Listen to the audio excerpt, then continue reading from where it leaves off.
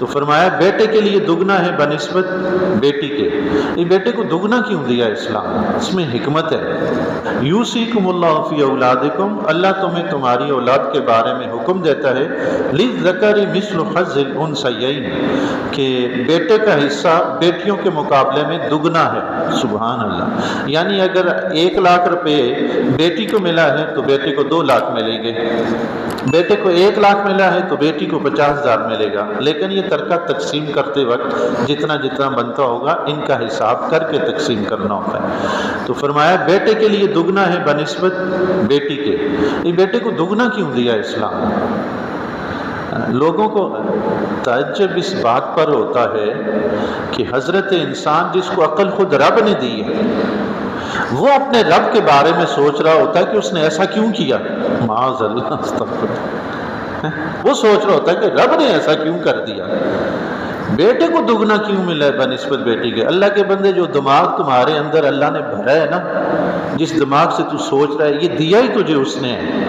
جس نے تجھے دیا ہے تو اسی کے بارے میں سوچ رہا ہے کہ یہ اس نے کیسے کر دیا.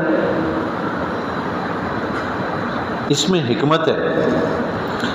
گھر کے جتنے اخراجات ہوتے ہیں نا، ذمہ داریاں، وہ مرد کے ذمہ، عورت کے ذمہ نہیں ہیں. بیٹے کو اگر 50,000 ملا، بیٹی کو 25,000، تو بیٹے کے ذمہ ہے کہ گھر کا خرچہ چلائے. وہ 50,000 میں سے خرچہ بھی کرے گا، تو بیٹی کے ذمہ تو کچھ بھی نہیں، اس کے 25,000 تو محفوظ ہیں.